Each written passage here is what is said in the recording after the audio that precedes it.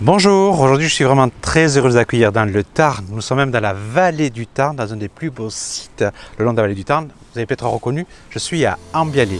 Aujourd'hui je vous propose de découvrir ce site magique avec ses secrets, ses trésors et puis quelques petites surprises. Alors, on y va ?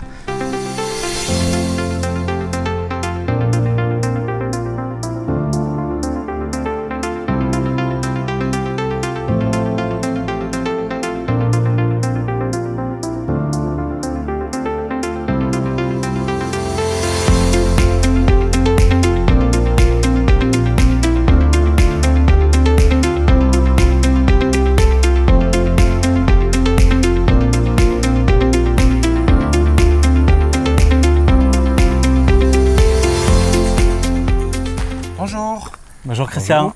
Bonjour et merci de m'accueillir ici à Ambialé, un des plus beaux sites du département, un beau site naturel.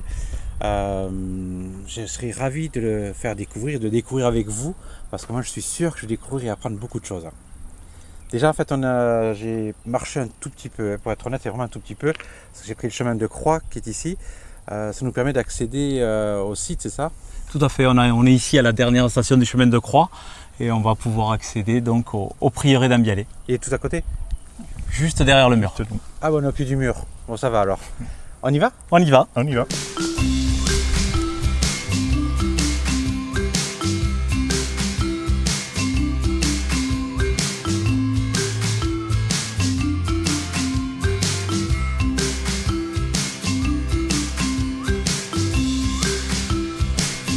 Là, c'est un petit coin d'ombre, ça fait du bien. Ça fait. Cet arbre, c'est quoi ? Donc en fait, en haut du chemin de croix, on arrive à cet arbre qui est un arbre remarquable, puisque c'est un arbre où, d'après la légende, cet arbre aurait été ramené d'un croisé de Terre Sainte au XIIe siècle. Ah oui. Donc il aurait entre 800, 900 ans. C'est un odaire. C'est un odaire. La particularité de cet arbre, c'est qu'il s'est développé ici de façon remarquable, même si aujourd'hui on n'a que 25% de l'arbre environ. Un arbre centenaire, un odaire centenaire, ça fait à peu près 15-20 cm de diamètre. Celui-là, la circonférence est beaucoup plus importante. On sait l'âge qu'il aurait à peu près entre... Très difficile à expertiser, mais entre 800 et 900 ans. Ah oui, quand même. Voilà. Mais à l'origine, c'est un buisson, c'est ça ? À l'origine, c'est un buisson. Et c'est lui qui va donner son nom au prieuré d'Ambialé, puisqu'avant, ça s'appelait Notre-Dame de la Volte. La Volte, c'est la boucle du Tarn. Et depuis qu'il est là, donc depuis le 12e, ça va s'appeler Notre-Dame de l'Odaire. D'accord. La Notre-Dame de la Volte, elle est derrière. Elle est derrière. Bon, on va s'avancer, on va aller là. On va s'avancer, on va pouvoir aller la voir. Par contre, on dit la moitié, pourquoi en fait ? En fait, cet arbre, dans les années 2013, un petit coup de vent sur Ambialé a eu raison de la moitié de l'arbre. Et un plan de sauvegarde a été mis en place pour le préserver au mieux, pour faire en sorte de le garder vivant. Donc on l'a nourri, on a mis une broche, enfin, on en prend soin pour faire en sorte de le garder vivant. D'accord, ouais. Il est magnifique. Voilà, beaucoup d'histoire. Ouais. J'adore l'histoire.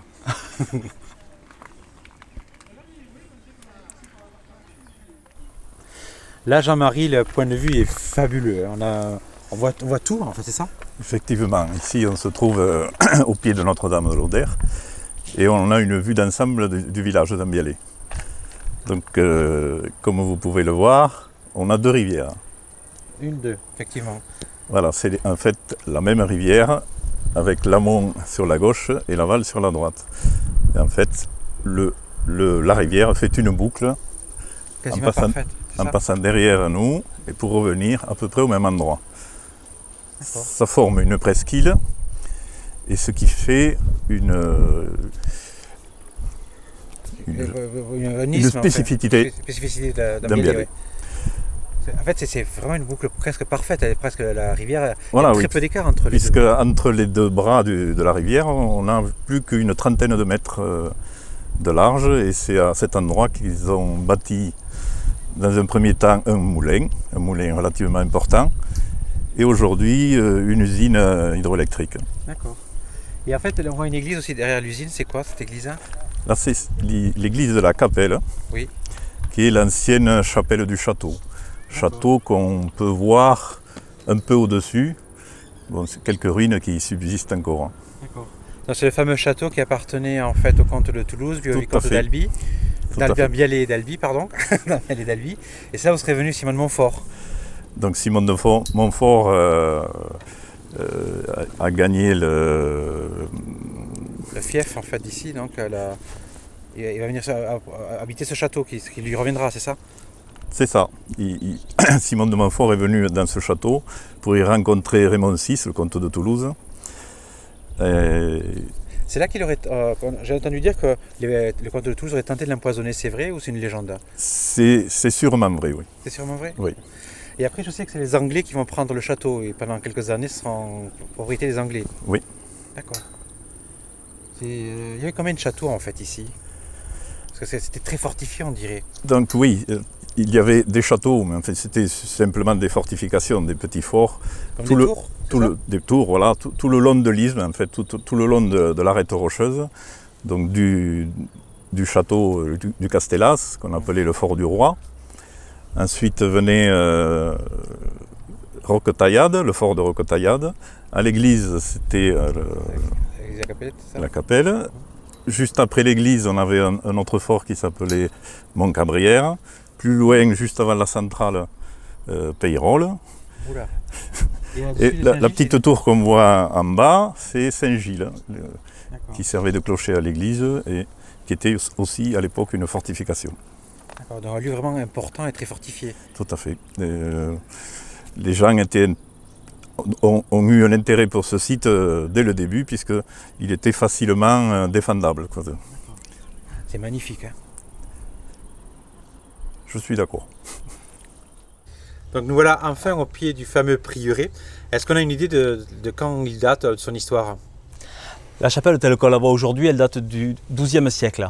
Par contre, on a des écrits qui commencent au 8e et on peut supposer qu'il y avait déjà ici une occupation du site avant l'ère chrétienne. D'accord, par les Romains? Oui. D'accord, donc un lieu de culte païen. Un lieu de culte païen, oui. Comme ça arrive souvent. Oui. On va aller la voir parce qu'elle a l'air magnifique. Ah, c'est sûr. On est sur du roman primitif, c'est magnifique. J'adore le roman en plus.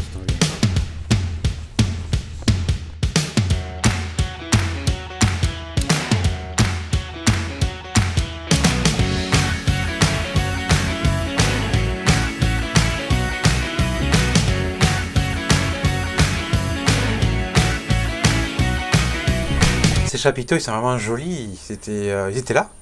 Alors ils étaient là, mais ils ont certainement été remaniés parce qu'ils sont taillés sur les 4 faces, même les parties arrière. D'accord. On voit des feuilles, des fleurs, des bêtes. Ici, une grenouille, un filet de poisson de ce côté. Ouais, on voit aussi une grenouille là. Une grenouille là. Et là, il y a quoi derrière, on a un archer en fait. Ah oui, je vois, il tire comme ça. Il tire son arc. D'accord, c'est bizarre. Il va tuer les animaux? On sait pas. À voir. C'est-à-dire que là, avec tous les bois qu'il y a autour pour chasser, c'est l'idéal. Ah oui, oui, oui.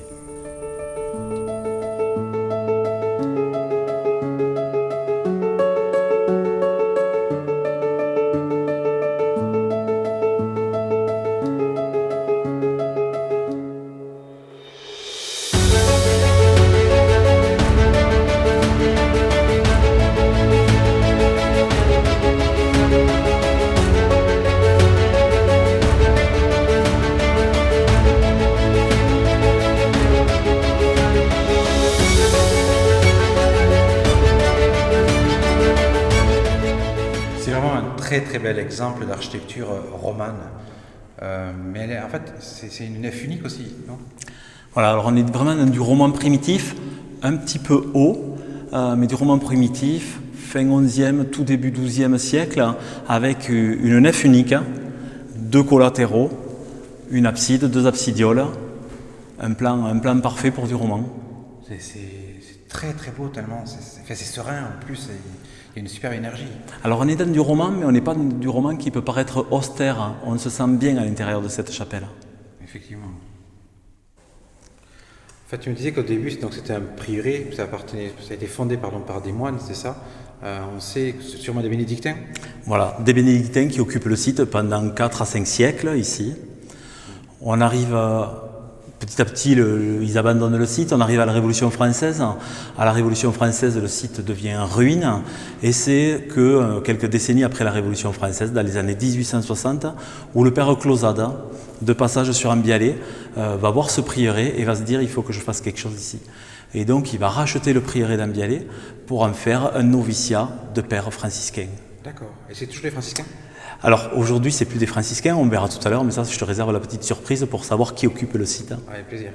Et ça, cette statue, donc c'est la fameuse Notre-Dame de l'Oder, c'est ça? Voilà, donc c'est Notre-Dame de l'Oder. Ici, beaucoup de pèlerinages pour soit les enfants malades ou des personnes malades. Et donc Notre-Dame de l'Oder qui date du XVIIIe siècle. D'accord. Mais de la même façon, là je te réserve une petite surprise parce que Notre-Dame de l'Oder du XVIIIe, en fait, elle est inspirée d'une statue beaucoup plus ancienne. Qui a disparu? Qui n'a pas disparu, Ah bon? mais qui n'est plus visible aujourd'hui au public, qui est en sécurité, mais exceptionnellement, je te l'ai apporté. Ah, c'est génial, on va Voilà, la voir. on va la voir. Ah, génial. Là, cette porte, c'est fermé à clé. Fermé à clé, oui. Et C'est là la surprise. Exceptionnellement, aujourd'hui, je t'ai porté à Ambialé 3 objets qu'on va pouvoir découvrir maintenant, dont la statue de Notre-Dame de l'Oder du XVe siècle. Ah, Celle qui a servi à faire celle du XVIIIe qu'on vient de voir.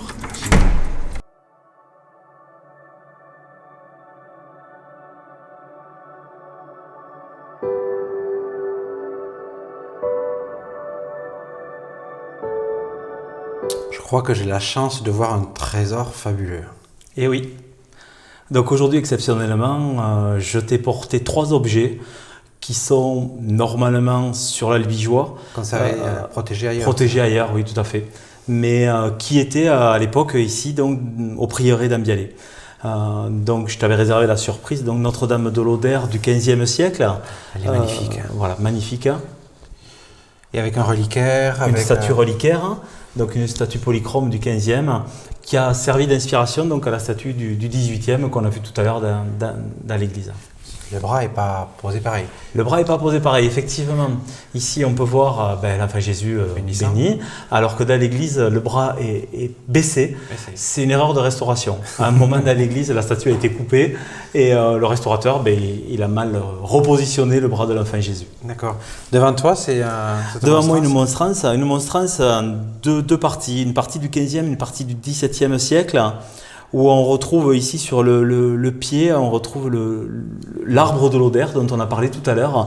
On retrouve donc ce morceau de blason du prieuré d'Ambialé. D'accord. Et donc la relique qu'on y voit au centre, c'est la relique de qui? Une relique de Saint François d'Assise, mais qui a peut-être été placée postérieurement. D'accord, d'accord. Et devant moi, en revanche, cet ostensoir, il est d'une beauté. Alors cet ostensoir, il est classé. Il est classé au monument historique, comme objet au monument historique. Il est répertorié, il date du XIIe siècle. Wow. Donc c'est un objet vraiment exceptionnel. C'est un objet qui est en cuivre et qui est très très fin. On voit sur la partie haute des chapelles. Oui. Sur la partie basse, on va avoir des personnages avec soit des chimères. Il y a... Je peux le tourner? Bien sûr, bien sûr. Effectivement, les chimères, on les voit en bas, c'est ça? Voilà, on voit les chimères. Ici, on voit un personnage qui ouvre la gueule du lion. D'accord. Il ouvre la gueule d'un lion. C'est fou, c'est vraiment magnifique. Voilà, il y a des feuillages, il est vraiment très fin. Alors au 12e, pour arriver à faire un objet comme ça, il fallait vraiment être très riche, quoi. Il fallait. On a des infos où est-ce qu'il a été fait? Non. Est-ce qu'on a une idée, le style? Non. Non, c'est. Non, on sait qu'il est du 12e, on sait qu'il était ici au prieuré, mais C'est fabuleux. l'origine, pas vraiment. C'est marrant parce qu'en fait, il est petit, mais en fait, il est ciselé. C'est un vrai ouvrage d'art. Voilà, tout petit, 17 cm de haut.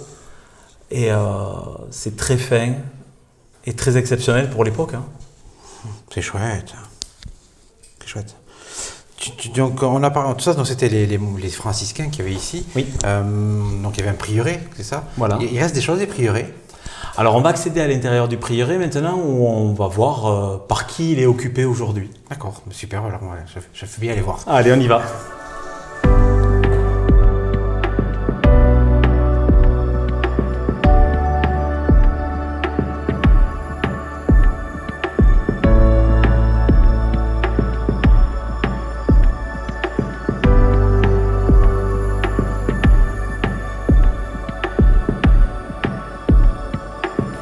Là, les bâtiments que l'on voit, c'était le logis des moines, donc des franciscains. Voilà, tous les bâtiments, on est dans le cloître, c'était tout ce qui pouvait servir donc au logis des moines et tout ce qui pouvait servir aussi à l'école, puisque c'était un noviciat de franciscains, mais pas que, il y avait aussi des enfants de la région qui venaient faire leurs études au prieuré. D'accord. Je crois d'ailleurs que votre père est venu là, c'est Tout à ça? fait. Beaucoup de personnes de la région venaient étudier ici. Et ils se retrouvent encore, les anciens élèves se retrouvent encore chaque année. Mais c'était une école normale? C'était une école où on apprenait C'était une la école normale, géographie, les tout maths? à fait, oui. D'accord. Mais par des pairs, avec des pairs. D'accord, une école privée? Oui. D'accord. Et ça s'est terminé quand à peu près, on sait? Dans les années 60. D'accord. Parce que je sais que dans les années 80, enfin, on pouvait même venir faire des petites retraites, des choses comme ça, non? C'est ça. C'était Pour la journée, pour le catéchisme voilà, ou, pour 2 ou 3 jours de retraite étaient utilisés, oui, pour ça, D'accord, dans ces années-là. d'accord. Et maintenant, c'est quoi alors? D'abord, à qui appartiennent ces bâtiments? Qui appartiennent? Et c'est quoi? Alors donc déjà, on arrive dans les années 90. Dans les années 90, de par le manque de vocation, les pères franciscains du prieuré d'Ambialé quittent le site et vont sur Albi, sur Notre-Dame de la Drèche. Pendant quelques années, ce sera un père de la communauté de Saint-Jean, le frère Jean, qui occupait donc le site. D'où le vitrail de Saint-Jean. Tout le vitrail de Saint-Jean dans la chapelle. C'est le seul qui reste de cette époque-là. Et puis en 2008, on se retrouve avec ce bâtiment qui est vide, puisque la particularité ici du site, c'est que ça appartient à une association, le 1901, ça appartient à l'association Mato Grosso. Et donc on se retrouve avec ce bâtiment qui est vide. Et en 2008, on rentre en contact avec une université américaine qui cherche un point de base en Europe. Cette université américaine, elle appartient à des franciscains, elle est basée en Pennsylvanie. Et c'est pour ça que les liens se sont créés rapidement. Et donc aujourd'hui, le prieuré a été réhabilité. On est un peu plus de 10 ans d'existence donc de l'université américaine ici à Ambialé. D'accord, mais ils apprennent quoi ici à Ambialé? Donc ici à Ambialé, ils continuent leur cursus universitaire en fait, selon leurs options. Ils apprennent histoire de l'art, du paramédical aussi, histoire des religions. Voilà. Ils se servent aussi d'Ambialé comme point de base en Europe pour voyager un petit peu sur la France et sur l'Europe. C'est excellent. Excellent. Et donc on peut voir à l'intérieur des bâtiments quelque Alors, chose? on va rentrer à l'intérieur et à l'intérieur on va aller faire un petit tour dans l'ancien réfectoire des moines qui est du 11e, qui est de la même période donc, que la chapelle. Excellent. On y va? On y va.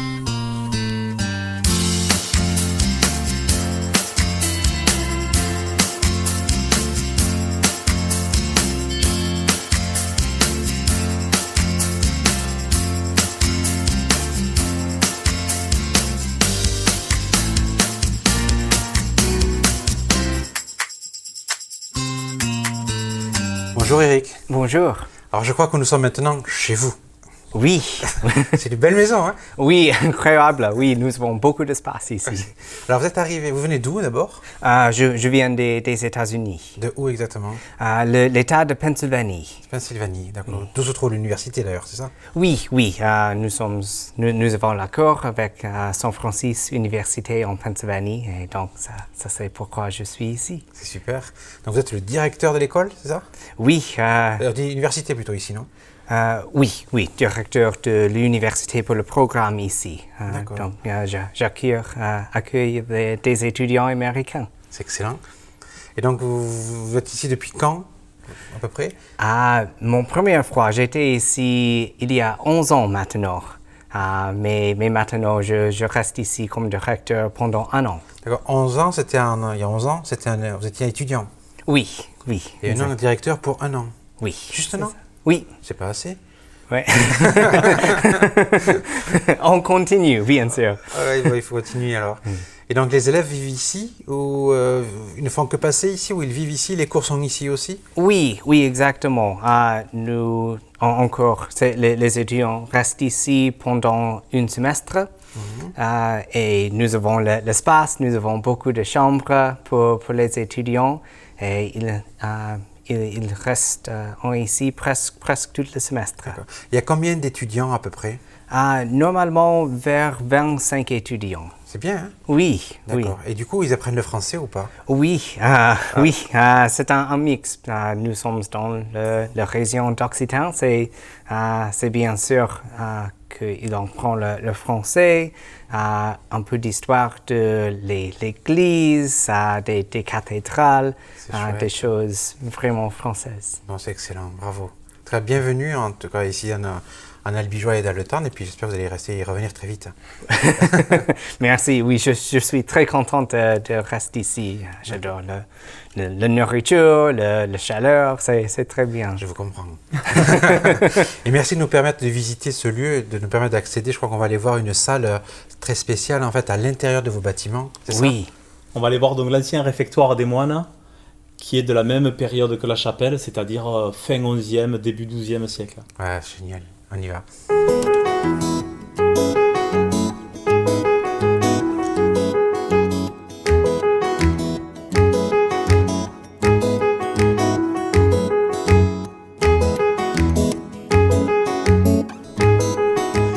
Elle est splendide cette salle. Donc on pense 11e, c'est ça? Voilà, on est sur la même période que la chapelle, c'est-à-dire fin 11e, début 12e. On est dans cette salle qui est vraiment exceptionnelle, cette salle voûtée qui aujourd'hui sert aux élèves de l'université pour se détendre ou pour même étudier à l'intérieur de cette salle. Mais à l'époque, c'était le réfectoire des moines. D'accord. Je pense que ça a été aussi en fait un lieu de la salle du chapitre, c'est ça? J'ai entendu dire aussi. Salle capitulaire. Salle capitulaire. Voilà, salle capitulaire. Voilà, selon les époques, elle a eu diverses affectations. Oui. C'est une salle où on se réunit pour faire les choses bien en tout cas. Alors il faut imaginer aujourd'hui cette salle, elle est fermée au public bien sûr, puisque c'est les étudiants qui l'occupent. Et c'est vraiment un privilège de pouvoir être là. Ouais, ça j'en suis conscient, c'est super en tout cas. Je suis super impressionné de voir tout ça, notre patrimoine, et c'est fabuleux d'avoir pu préserver tout ça.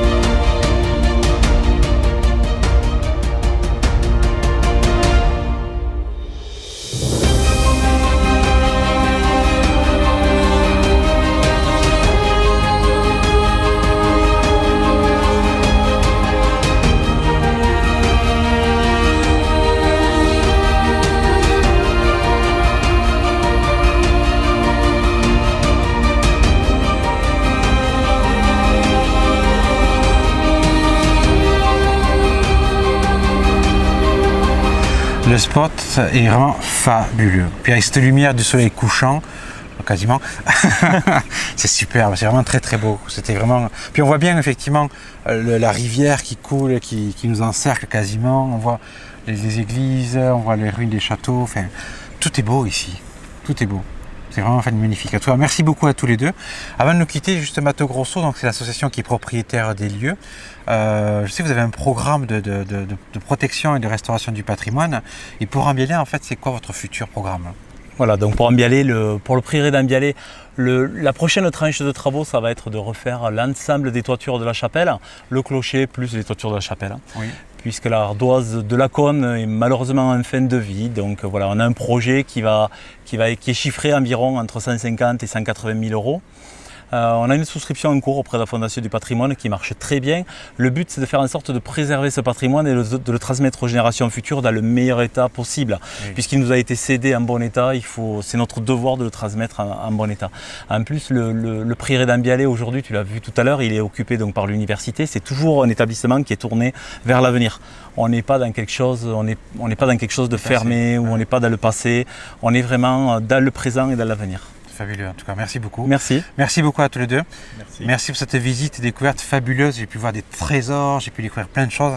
J'ai adoré, et puis il me tarde vraiment de revenir. Puis j'attendais cette visite depuis tellement longtemps. C'est vrai. Voilà, je suis vraiment content. J'espère que cela vous a plu, à vous aussi. Merci beaucoup de nous suivre chaque fois davantage et d'être de plus en plus nombreux. C'est ce que je voulais dire, c'est plus français.